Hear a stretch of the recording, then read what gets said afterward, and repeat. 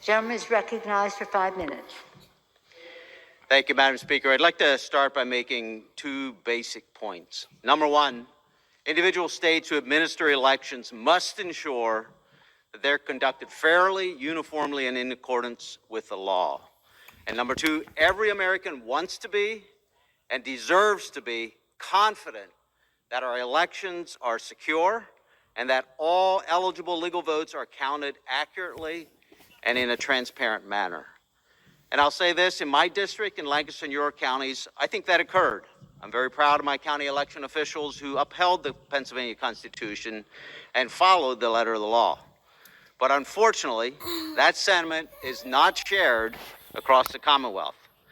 And today, my objection is not about voter fraud. It is grounded in unconstitutional measures taken by bureaucrats and partisan justices in the Commonwealth of Pennsylvania that have unlawfully changed how this election was carried out. This potentially changed the outcome and certainly caused millions of our state's voters to question the election results. Other speakers have outlined this issue. In brief, Pennsylvania State Legislature in 2019 passed a bipartisan election law reform bill, and then the partisan Pennsylvania Supreme Court took it upon themselves to rewrite that law just 7 weeks before the election. They unlawfully legislated from the bench and made substantive changes to the law, including allowing for unsecured drop boxes and ordering that ballots received after the election be counted, among other things. And the Pennsylvania Secretary of State took it even further. Her unilateral unconstitutional changes resulting in counties treating ballots differently, so that some voters had the opportunity to change mail-in ballots to correct deficiencies, while in other counties their ballots simply were not counted. As members of Congress, we serve as a voice for our constituents. This is the one time I have a voice in this process, and I cannot simply look away when tens of thousands of my constituents have real and legitimate concerns about how this election was conducted in Pennsylvania. And in fact, I think inadequate response to those concerns by Pennsylvania's officials is one of the major problems. Simple measures like audits should be routine and random and supported by both parties, and I believe they are critical for restoring faith in elections, in Pennsylvania's elections moving forward. The bottom line for my constituents is that Pennsylvania's officials at all levels failed to conduct a uniform and legal election, and for that reason, they inappropriately and unlawfully certified the state's electors. And with that, Madam Speaker, I'd like to yield the balance of my time to my colleague from Pennsylvania, Mr. Keller. I thank the gentleman from Pennsylvania. Madam Speaker, the violence that occurred in the Capitol today was shameful, unacceptable, and un-American. We are a nation of laws, not lawlessness, and we will never give in to the mob. Thank you to the men and women of our Capitol Police and other law enforcement agencies who heroically defended this building. The criminal behavior we witnessed today before us does not erase the facts before us. I'm objecting to the certification of Pennsylvania's electoral votes because Governor Tom Wolf, Secretary of State Kathy Boockvar, and the Pennsylvania Supreme Court violated the state legislature's clear constitutional authority to set election proceedings.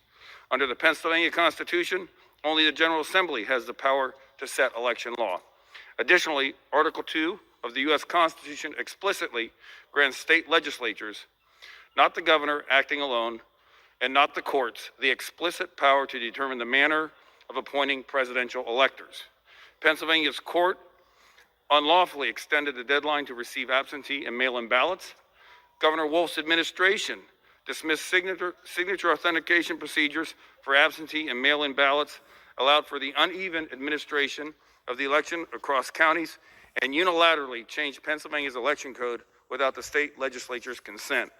The Constitution is clear, and the facts are indisputable. This past weekend, each member of this body stood in this chamber and swore an oath to protect and defend our Constitution. I intend to fulfill my constitutional oath, which the people of Pennsylvania have entrusted in me. My objection is grounded in the Constitution and rule of law. If we allow the governor to violate constitutional rights of the General Assembly, what is stopping him from violating the constitutional rights of the 12.8 million Pennsylvanians, our state legislators, were elected to represent. Thank you, and I yield back. Gentleman's time has expired. Thank you. For what purpose does the gentleman from Pennsylvania seek recognition? That I oppose. Gentleman is recognized for 5 minutes without objection. Thank you, Madam Speaker. Madam Speaker, I represent the 3rd District of Pennsylvania, which includes part of Philadelphia, the birthplace of America. It was in Philadelphia that the Constitution of the United States was written and signed, the very Constitution that we all are sworn in, that upholds for all the members of the House of Representatives. We are elected to serve by our constituents, and that it is our job to represent them and their interests in Congress. Yesterday, I spoke to the son of the late Dick Thornburgh, who was a 2-term Republican governor of Pennsylvania and was Attorney General under President Ronald Reagan and President Bush. Democrats always have stories. His son stressed to me that his father would have wanted the rule of law to prevail regarding political outcomes. Yeah. But because he cares so much about safeguarding democracy than partisanship. Let me repeat that. His son stressed that regardless of political outcomes, he would prefer the safeguard of democracy rather than political outcome. In addition, Al Smith, who is a Republican commissioner of elections, certified the results in November the 23rd. His quote, "I am proud that the birthplace of our republic held the most transparent and secure election in the history of Philadelphia." Instead of using this time to dispute the results of our fair and lawful election, we should be spending this time making vaccines that are quickly given to essential workers at our most vulnerable communities. People are getting hungry. By the time I tuned into We should look at rental assistance. We should ensure that that's available. Small businesses, the engines of our economy, are needed grants and loans. That should be our focus. Hospitals desperately need support and help. We should be paying attention to the needed hospitals. We're in the middle of a pandemic where hundreds of thousands of people are dying, and we're in a recession that is putting millions of Americans at risk for hunger, homelessness, or both. It's time we start legislating for the people. And one last person I want to mention is our junior senator, Senator Toomey. Spam or misleading. Very few things that he and I agree, but he has stated very clearly that Joe Biden has won this election. He has stood up on the Senate floor and he has stated that. Joe Biden to last So it needs to be very clear that the late Governor Thornburgh, Alfred Smith, the commissioner, and our current junior senator all have one thing in common: democracy first, partisanship second. Let's keep that in mind. Thank you, Madam Speaker. Gentlemen, I yield back. thank you. For purpose, Chair recognizes the gentlewoman from New Mexico for 5 minutes. Without objection. Madam Speaker, I rise in objection, in support of the objection. Without objection. 5 minutes. Thank you, Madam Speaker. This is not how I imagined my first speech in the House of Representatives or my first week to be in Washington.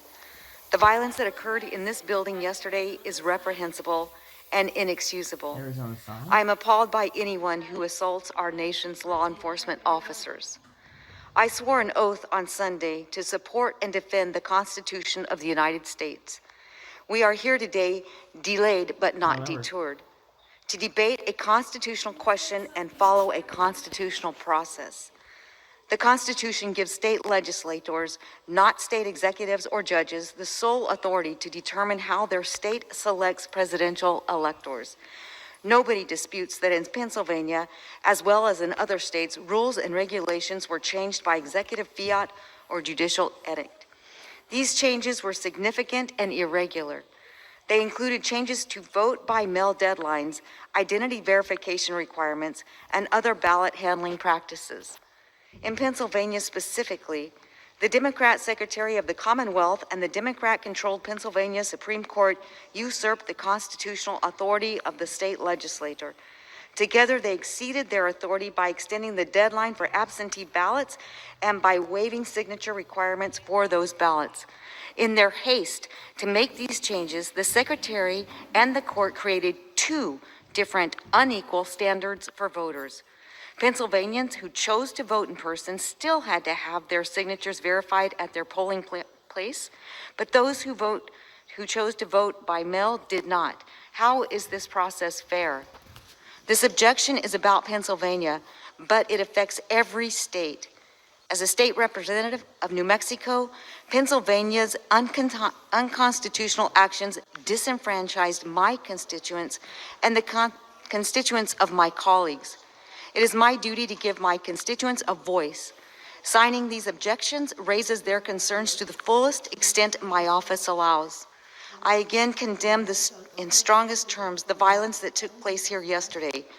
We have many issues to solve, including reforms to restore all Americans' faith in the fairness of our elections. I look forward to those serious, civil, and peaceful debates. And Madam Speaker, I yield the balance of my time to the gentleman from South Carolina. Thank the gentlelady. This process we're going through today isn't about personalities. This isn't about Joe Biden or Donald Trump. As hard as some try to paint it that way, let me say the names and personalities don't matter. This is gravely about the Constitution of the United States. Almost 20 years ago, after the attacks on 9/11, Americans were persuaded to give up some of their constitutional liberties. Using the justification of that global crisis, the terrorist attacks on that fateful day, America saw the erosion of their liberties for the safety and security which many felt they may receive through the USA Patriot Act and other resulting processes too many felt would keep us safe from another attack here on our shore. This year, using the justification of the global pandemic, COVID-19, we're once again saw our nation's Constitution violated. You see, the Constitution is clear in Article 2, Madam Speaker, that the power and duty to set the manner of national elections rests solely with the state legislatures. That power doesn't rest with us.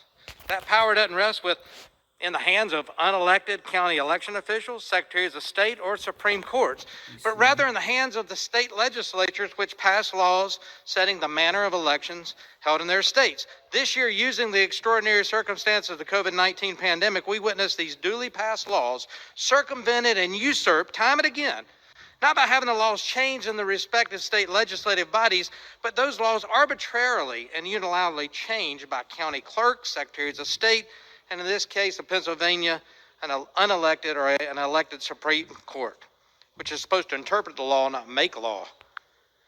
And when those non-legislative entities change the laws without getting the General Assemblies to change the law, in my opinion, the resulting ballots cast, either by mail or in person, those ballots were illegal under the law.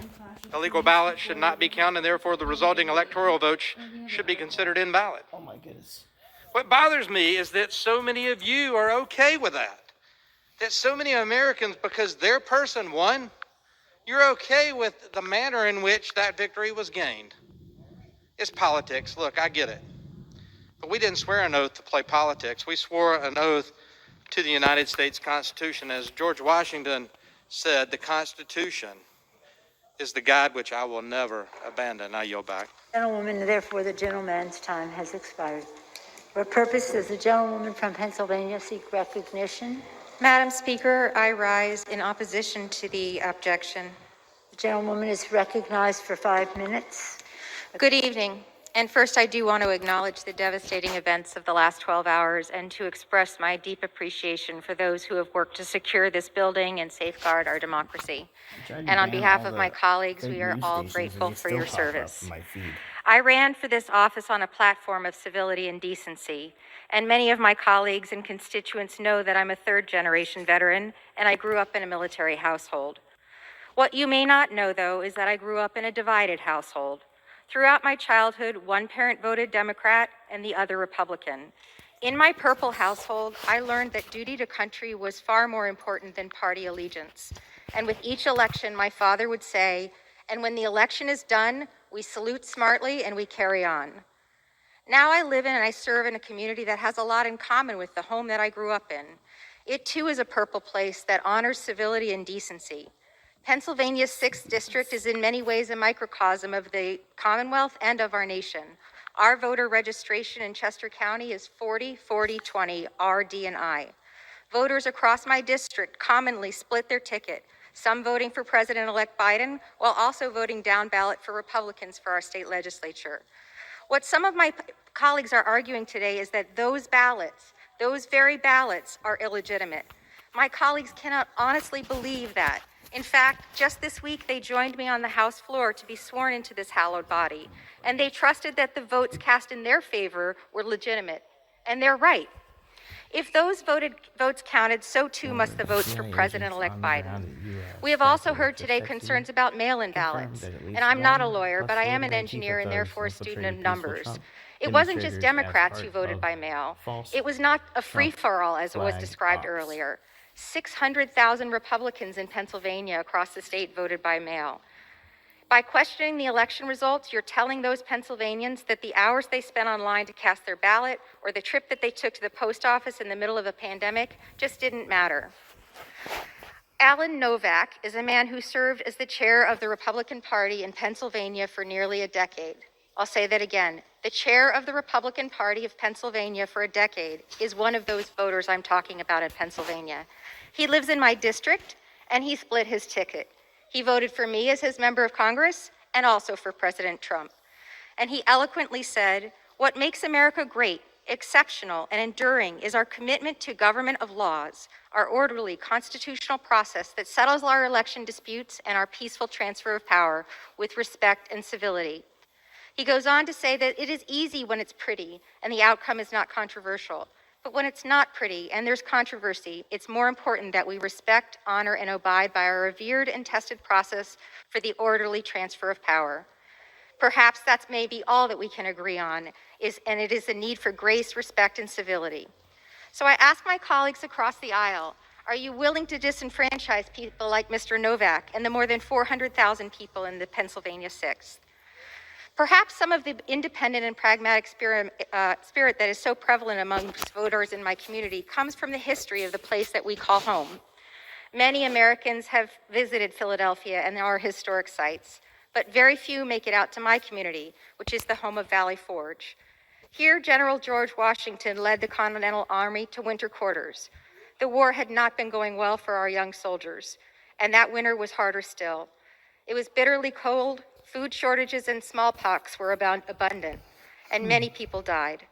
We remember what happened there because it was a test of our endurance, a demonstration of devotion to mission and to our country over ourselves. Coming out of that awful winter experience, our troops emerged better trained, united, and ultimately victorious. In those harsh, dark times, they found their common ground and their fortitude. Just like then, it is in these trying moments where we learn who our leaders truly are. They're the ones who don't just represent the people or give orders or ready us for a fight.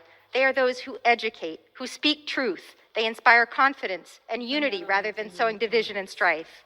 There is a striking parallel between our nascent country and what they endured in Valley Forge and what we're enduring right now.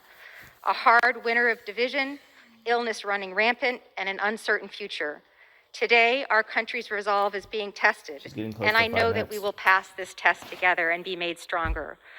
We now have the opportunity and the responsibility to do that tonight by upholding the will of the people, by voting to certify the results of this electoral college, and by moving forward with a servant heart and a common resolve to preserve this great experiment that is the United States of America.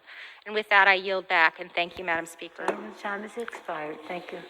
What purpose does the gentleman from Texas seek recognition? Madam Speaker, I rise in support of the objection. Gentleman is recognized for 5 minutes. It's with great pride and profound sense of responsibility that I object to the 2020 election in the state of Pennsylvania.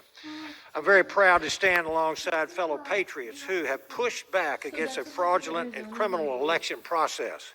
a process that was the antithesis to the very rule of law that governs these United States.